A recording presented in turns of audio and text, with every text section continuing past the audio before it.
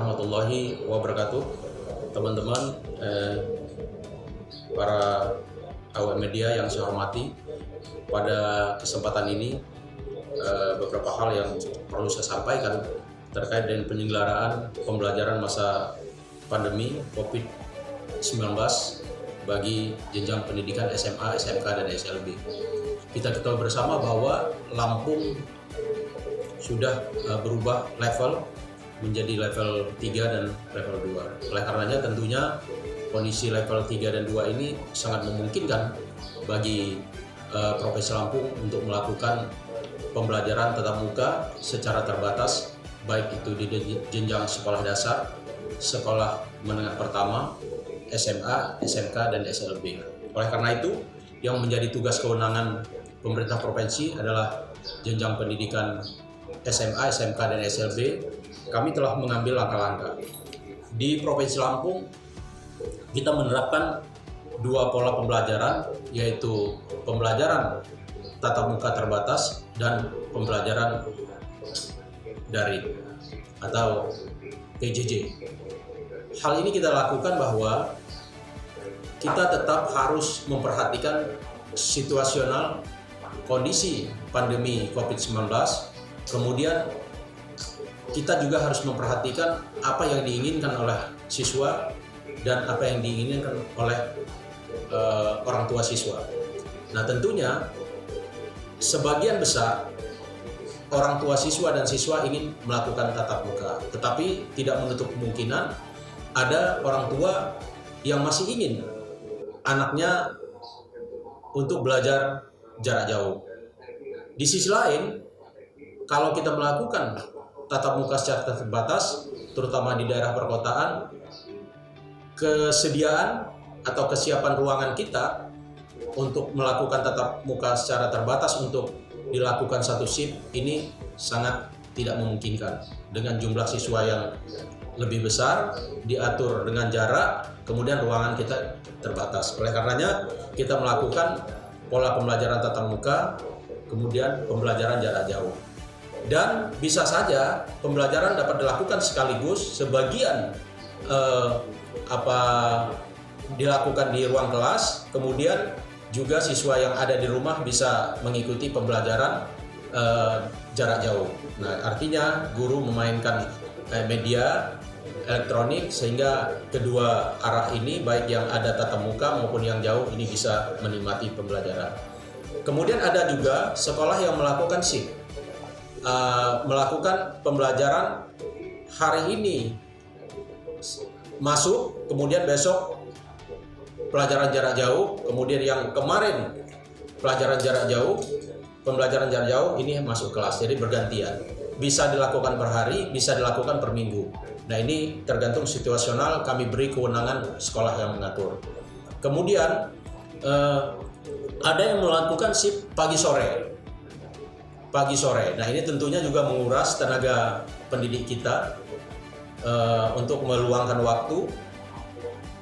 Pagi hari dia mengajar, kemudian siang atau sore dia mengajar. Tetapi kami arahkan kepada kepala sekolah bahwa pembelajaran kita tidak lebih dari 3,5 jam. Boleh 2 jam, boleh 2,5 jam, boleh 3 jam, boleh 3,5 jam. Nah, ini untuk mengatur tenaga kependidikan yang ada. Kemudian izin orang tua sangat diperlukan. Ini harus izin. Di samping itu, protokol kesehatan secara ketat ini dilaksanakan. Hal-hal yang kami lakukan, bagaimana melengkapi sarana prasarana protokol kesehatan yang sudah ditetapkan, baik hand sanitizer, kemudian tempat cuci tangan, atau fasilitas ruang kelas yang sudah berjarak. Dari pintu gerbang, siswa memasuki sekolah ini sudah diukur suhunya, suhu tubuhnya. Kemudian setelah memenuhi kriteria kesehatan, maka diperbolehkan masuk. Sampai di depan kelas, ini melakukan cuci tangan dengan sabun di air yang mengalir. Kami sediakan tisu atau lap, baru memasuki ruang kelas secara tertib, secara berjarak, dan menduduki tempat yang sudah disiapkan. Baru guru melakukan tatap muka, dan tidak dilakukan secara untuk istirahat atau bermain. Semua fasilitas, baik perpustakaan, olahraga, laboratorium kita tutup sementara. Nah, ini benar-benar hanya belajar di depan kelas. Nah, ini saya mengarahkan kepada guru untuk tahap pertama memberikan motivasi kepada siswa kita, di mana kita ketahui 1 tahun lebih mereka tidak memasuki sekolah, sehingga kita perlu berikan motivasi sehingga gairah belajar mereka tinggi atau antusias kembali untuk melakukan pembelajaran. Kemudian kami juga membentuk Satgas Sekolah. Nah, Satgas Sekolah ini terdiri dari Dewan Guru yang telah ditetapkan pembagiannya, kemudian tenaga kesehatan yang terkoordinasi di wilayah itu, kemudian dari siswa. Siswa ini adalah siswa yang memilih ekstrakurikuler bidang kesehatan atau PMN. Nah, ini kita tugaskan siswa yang saat itu tidak mengikuti tatap muka. Nah, artinya memberikan kesempatan sementara untuk bertugas untuk membantu Satgas yang ada di sekolah, serta memberi rasa tanggung jawab kepada anak-anak tentang COVID ini. Nah, ini tujuannya. Jadi bukan berarti memberhentikan atau memutuskan dia dari ikut pembelajaran, tetapi ini tetap mendidik anak-anak untuk bertanggung jawab tentang pandemi COVID-19 ini. Nah, itu yang sudah kami lakukan. Nah, untuk diketahui bahwa 1017 sekolah SLTA, SMA, atau SMK yang ada di Provinsi Lampung ini, 904 yang sudah melakukan tatap muka. Sudah melakukan tatap muka dari 14 kabupaten kota. Karena satu kabupaten, yaitu Kabupaten Lampung Selatan, ini masih dalam konteks pembahasan persiapan melakukan tatap muka. Nah, ini dilakukan secara bertahap artinya. Bagi sekolah yang belum memungkinkan, belum siap, maka harus dilakukan penundaan dan melakukan persiapan.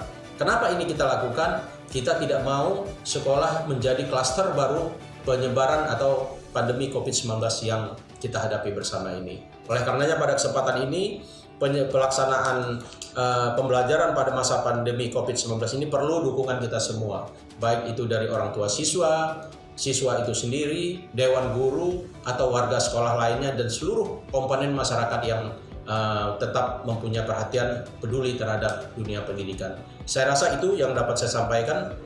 Terima kasih. Wassalamualaikum warahmatullahi wabarakatuh.